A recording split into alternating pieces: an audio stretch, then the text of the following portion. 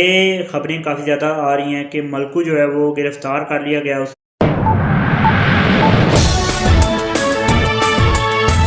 السلام علیکم ناظرین، راجہ مطال چوہان آپ کے ساتھ اس وقت موجود ہے یوٹیوب پر.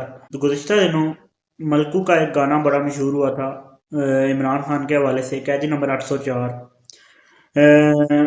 اس گانے کے حوالے سے ملکو جو ہے وہ عمران خان کے حوالے سے کافی زیادہ وائرل جسے واقعی وائرل کہا جاتا ہے، ہر لب پہ جو بات تھی اور ملینز میں ویوز اور ایک چینل کی گروتھ جو تھی. اس کے علاوہ جو سارے جو معاملات تھے، اس کے بعد یہ خبریں کافی زیادہ آ رہی ہیں کہ ملکو جو ہے وہ گرفتار کر لیا گیا. اسے ظاہر ہے یہ فضا ہے اس ملک کی، یہ معاملات چلتے ہیں. جو بھی اس وقت عمران خان کے مخالف اگر ہوائیں ہوئی ہوئی ہیں تو عمران خان کا نام لینے والے کو گرفتار کیا جا رہا ہے، یہ بات ٹھیک ہے. لیکن اس بات پر جو ہے وہ وضاحت آ چکی ہے ملکو کی جانب سے بھی، اور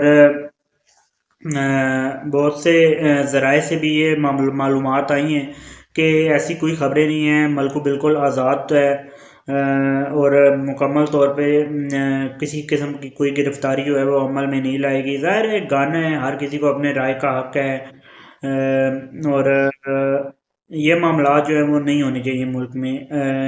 ملک کی سیاست میں اور ملکی معاملات میں جو ہے اس طرح کے معاملات جو ہیں وہ کافی زیادہ مشکلات پیدا کرتے ہیں ملکی سیاسی عوام کو آگے بڑھنے میں.